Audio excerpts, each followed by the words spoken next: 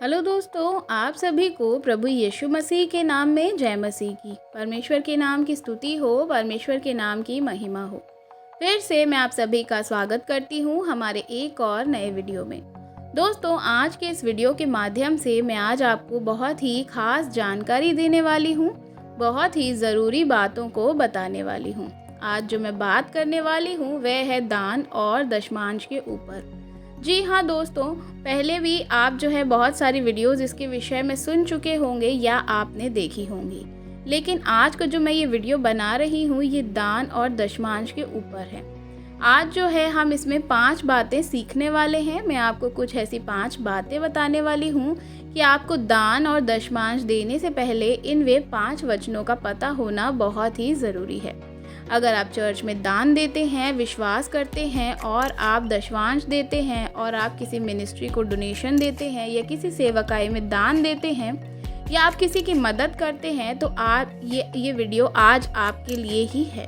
तो देखना बहुत ही ज़्यादा आपके लिए ज़रूरी है, क्योंकि इनमें बताई गई 5 बातें हर एक विश्वासी को पता होनी चाहिए। दान देने से पहले अगर आप दान देते हैं तो आगे आपको किस तरह से देना चाहिए, तो आज इन बातों को जानना आपके लिए बहुत ही ज़्यादा ज़रूरी है। क्योंकि बहुत बार मैंने ऐसे देखा है कि बहुत सारे लोग जो दान देते हैं वे सही रीति से बाइबल के अनुसार दान या दशमांश नहीं देते हैं, लेकिन उन्हें पता ही नहीं कि बाइबल में दान के विषय में मुख्य करके खास चीज़ें लिखी गई हैं, किस तरह से दान देना चाहिए। और अगर आप उस तरह से नहीं देते हैं तो हो सकता है कई बार आपका जो दान है, जो आप दान नहीं दे रहे हैं, वह क्या है कि आप बस दे रहे हैं लेकिन उसका कोई भी महत्व नहीं है। इसलिए जब आप दान दें तो बाइबल के अनुसार जांच लें और बाइबल में किस प्रकार से दान देने के विषय लिखा है उसको भी जानना बहुत ही ज़रूरी है। बहुत सारे YouTube पे आपको इस विषय में जो है वीडियोस मिल जाएंगे जो कि दान और दशमांश के विषय में है। तो आप क्या करें, वीडियो को पूरा सुने ज़रूर, कोई कहीं आपको गलत जानकारी तो नहीं दे रहा है, इस तरह से बातें बोलकर दान के बारे में बता रहा हो या आपको क्या है कि किसी प्रकार से वह आप कह सकते हैं कि अलग गलत चीज़ में ले जा रहा हो। अगर आपने अभी तक ये सारी चीज़ों को नहीं देखा है, समझा है, तो आज इस वीडियो के माध्यम से मैं आपको बताने वाली हूँ। तो इस तरह से बहुत सारी चीज़ें हैं जो लोग क्या है सुन करके घबरा जाते हैं या घबराने वाली बातें बोलकर उनको डरा करके दशमांश को लेते हैं। लेकिन मेरे प्रियो, बाइबल में ऐसा कोई वचन नहीं है जहां आपको क्या करना है, डर के या किसी भी के दबाव में आकर के ये सारी चीज़ों को करना है। इसलिए आज की वीडियो को ज़रूर देखिएगा। आज मैं ये वीडियो इसीलिए बना रही हूँ क्योंकि बहुत सारे वीडियोस ऐसे गलत बन चुके हैं दान के ऊपर और बहुत सारे लोगों ने उन वीडियो को क्या किया है, देख लिया है और वैसे ही सोच भी लिया है। अगर हम ये नहीं करेंगे, ऐसा नहीं करेंगे तो हमारे जीवन में बड़ी विपत्ति आएगी, तो ऐसा नहीं है। इसलिए मैं आज आपको ये वीडियो बना के दिखा रही हूँ और समझाना चाह रही हूँ ताकि आप सही शिक्षा को पा सकें, क्योंकि हमारे इस चैनल के माध्यम से आप बाइबल के वचनों को लेकर के सही शिक्षा बाइबल के अनुसार प्राप्त कर सकते हैं। तो आइए वीडियो को शुरू करते हैं। हम देख सकते हैं कि बाइबल में जब हम देखते हैं तो वहाँ पर इस प्रकार से हमें बाइबल बताती है दान और दशमांश जो है वह बड़ा ही गंभीर विषय है। जो मसीही भाई बहन हैं उनके साथ इस वीडियो को शेयर ज़रूर करिएगा, क्योंकि ये बहुत ज़रूरी बात है और बहुत ही गंभीर बात है धन के विषय में आजकल लोगों के बीच जो फैल रहा है।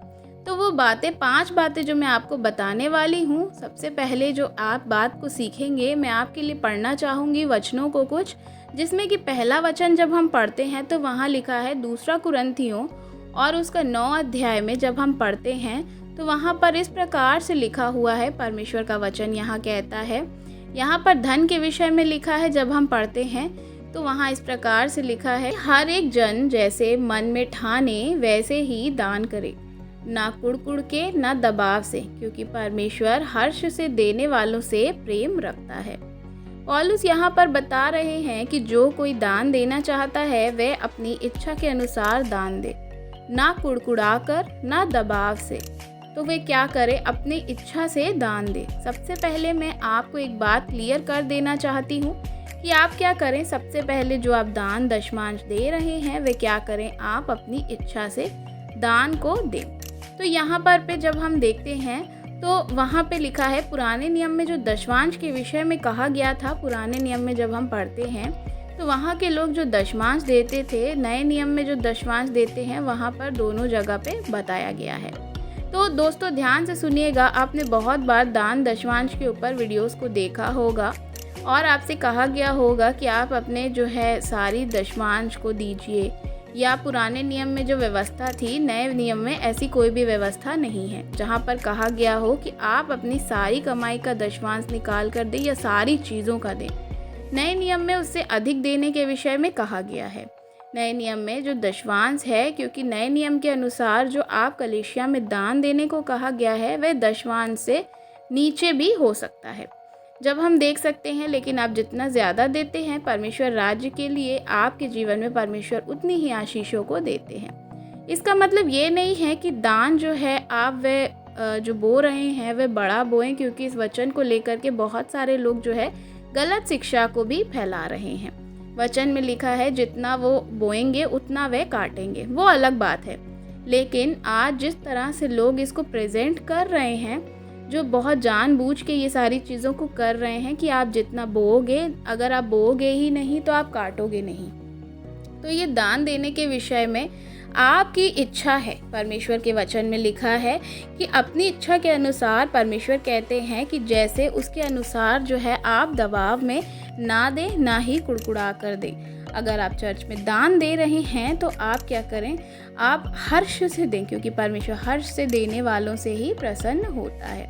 अगर आप ये सोच रहे हैं कि अगर हम सारी चीज़ का दशमांश दे देंगे, या हमारी इतनी पेमेंट है तो हम इसका इतना सारा दशमांश निकाल के दे देंगे तो हमारा घर कैसे चलेगा, इतने पैसे उनके कम हो जाएंगे, तो अगर आप ये सारी चीज़ों को सोच करके दे रहे हैं, उस दान का कोई भी फ़ायदा नहीं है। परमेश्वर कहते हैं इससे अच्छा तो आप ना दें, क्योंकि आप क्या कर रहे हैं, कुड़कुड़ा करके दान को दे रहे हैं। दूसरा, अगर आपको दबाव कोई दे रहा है या आपको दबाव में देना पड़ रहा है तो आप क्या करेंगे, नर्क में जाएंगे। ऐसा करके आज बहुत सारे लोग बोल रहे हैं, लेकिन बाइबल हमें बताती है कि अगर आप किसी के दबाव में या कुड़कुड़ा करके दे रहे हैं तो आप दशमांश क्या कर रहे हैं, आपके दशमांश का कोई भी या दान का कोई भी मतलब नहीं है, क्योंकि दबाव के जो भी आप दान दे रहे हैं वे क्या है, परमेश्वर को खुश करने वाला नहीं है। एक ये पहली बात। दूसरी बात मैं आपको बताना चाहती हूँ, दान जो है वह आपको खुशी से देना है, आपने जिसकी उम्मीद ना की हो। या दूसरी बात क्या है कि खुशी से देना। बहुत सारे लोग दान क्यों दे रहे होते हैं, क्या सोचते हैं कि अगर हम परमेश्वर के लिए 10 रुपये देंगे तो हमें 100 मिल जाएगा। बहुत सारे मसीही लोग आज क्या कर रहे हैं, ये चीज़ को सोच करके ही दान देते हैं या दान दशमांश को देते हैं। तो यहाँ पर मैं आपको कहना चाहूँगी कि आप इस प्रकार से सोच को ना रखें। अगर आप ऐसा करेंगे तो परमेश्वर, आप जो दान दे रहे हैं, परमेश्वर कहता है कि क्या है कि जो परमेश्वर का वचन कहता है कि मैं तुम्हें 70 गुना नहीं, 60 गुना नहीं, बल्कि 100 गुना वापस लौटाऊंगा। लेकिन अगर आप इस प्रकार से सोच करके कर रहे हैं तो क्या है कि आपको कोई भी प्रतिफल नहीं मिलेगा। वो 30 गुना प्रतिफल देता है, 100 गुना देता है, 60 गुना देता है, 100 गुना लौटा कर भी देता है। लेकिन ऐसा नहीं है। ऐसा सोचकर अगर आप दान देते हैं तो क्या है, आपका कोई भी महत्व नहीं है दान देने का। इसलिए आपको क्या करना है कि कुड़कुड़ा करके नहीं देना है, पहली बात जो हमने सीखी। दूसरी बात जो हमने सीखी कि आपको ऐसी उम्मीद लेकर के दान नहीं देना है कि मुझे वापस इससे ज़्यादा मिलेगा।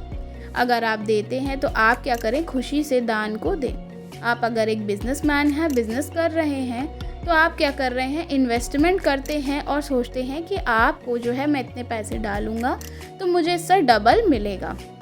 उससे एक अच्छा जो है बिजनेस आप इस तरह से करते हैं, पैसे लगा करके कि वह डबल हो जाएगा। अगर ये सोचकर आप चर्च में दान या दशमांश दे रहे हैं तो उससे कोई भी फ़ायदा नहीं है, क्योंकि आप क्या कर रहे हैं, जो भी दान कर रहे हैं, अगर आप निस्वार्थ करें और स्वार्थ उसके ऊपर ना रखें तो ही परमेश्वर आपको अपने वचन के अनुसार आशीष देते हैं। तीसरी बात मैं आपको बताना चाहती हूँ, बहुत सारे कलीसियाओं में बहुत सारे ऐसे पास्टर्स देखे हैं मैंने, जो बहुत सारे विश्वासियों से मैंने सुना भी है, जो कहते हैं कि उनके पास्टर उन्हें दान दशमांश देने के लिए ज़ोर ज़बरदस्ती मतलब उनको डराते हैं और वे ये कहते हैं कि अगर आप दान नहीं देंगे तो आप क्या है हॉस्पिटल चले जाएंगे, बीमार हो जाएंगे, आपको वहाँ पैसे देने पड़ेंगे। इससे अच्छा क्या है कि आप परमेश्वर के राज्य में दें, आप कभी भी बीमार नहीं पड़ेंगे। इस तरह से बहुत सारी कलीसियाओं में बहुत सारे जो प्रचार किए जाते हैं तो वे क्या करते हैं, डराते हैं लोगों को कि अगर तुम दान नहीं दोगे तो तुम बीमार पड़ जाओगे या तुम्हारा उससे ज़्यादा खर्चा होगा। देखिए, सबसे पहली चीज़, परमेश्वर का वचन जो है वह घूस लेने नहीं बैठा है। ये सरासर गलत बात है। अगर आप दान नहीं देंगे तो आप बीमार पड़ जाएंगे। ये जो भी प्रचार कर रहे हैं वह गलत कर रहे हैं। अगर आप दान नहीं देते हैं तो आप बीमार पड़ जाएंगे या आपको हॉस्पिटल में जाना पड़ेगा।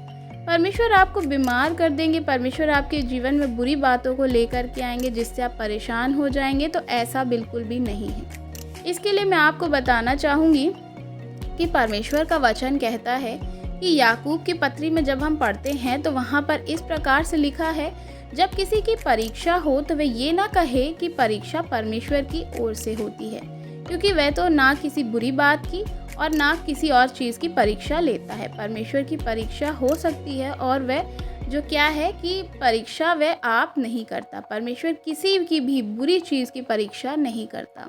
इसका मतलब ये नहीं है कि अगर आप कोई भी दान दशमांश नहीं दे रहे हैं तो वह आपके जीवन में बीमारियां भेज देंगे, या अगर आप कोई भी ऐसी चीज़ों को कर रहे हैं तो आप हॉस्पिटल चले जाएंगे। तो परमेश्वर किसी भी बात की परीक्षा नहीं करते हैं। लेकिन लोग क्या करते हैं, ऐसी चीज़ें अपने मन में लाते हैं। बीमारी जो है, बहुत सारे लोग कहते हैं कि बीमारी क्यों आ रही है, परेशानी क्यों आ रही है, उसके बारे में लिखा है। जब हम बाइबल में पढ़ते हैं तो वहाँ लिखा है कि प्रत्येक व्यक्ति अपनी ही अभिलाषा में खींचकर और फंसकर परीक्षा में पड़ता है।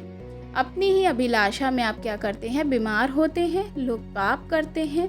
इस कारण से वे क्या है, शारीरिक दिक्कतें उनके जीवन में होती हैं। और ये शरीर है, शरीर में कुछ ना कुछ दिक्कत होती है। जिस प्रकार से एक गाड़ी की सर्विसिंग ज़रूरी है, इसी प्रकार से आपको अपने शरीर का भी ध्यान रखना ज़रूरी है। तो परमेश्वर इन बातों में आपकी परीक्षा नहीं करते हैं। कोई परमेश्वर जो है आपको बीमार नहीं करेंगे अगर आप दान नहीं दे रहे हैं, तो परमेश्वर आपको बीमारी नहीं देंगे।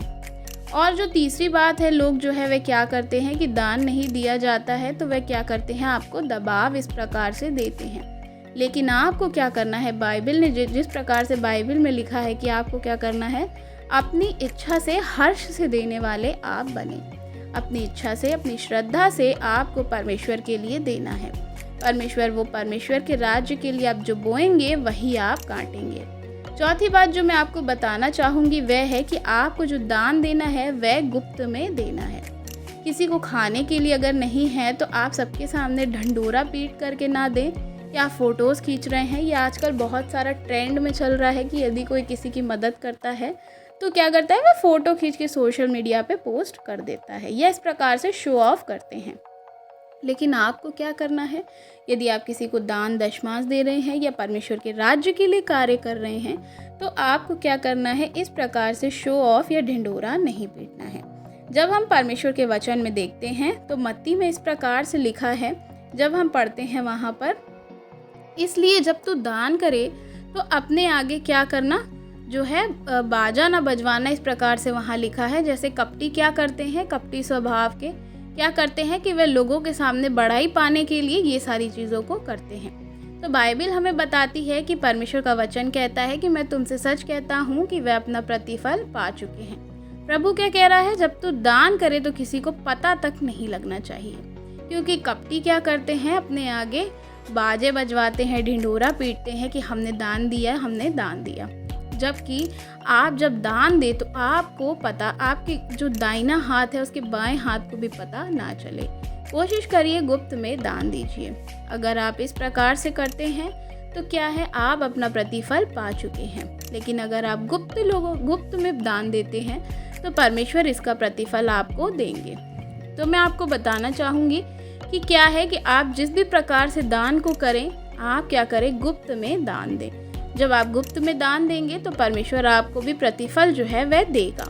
अगर आखिरी बात जो मैं आपको बताना चाहती हूँ, पांचवी बात, वह है दान देने से पहले एक बात आपको जान लेनी चाहिए कि चर्च में दान देना ज़रूरी है या नहीं। बहुत सारे लोगों का सवाल होता है कि चर्च में ही दान देना चाहिए या हम किसी गरीब की मदद उन पैसों से कर सकते हैं या हेल्प कर सकते हैं। तो ये बहुत सारे लोगों का आज क्वेश्चन होता है कि हम क्या किसी गरीब को खाना खिला दें या उसकी मदद कर दें, क्या ये सही है?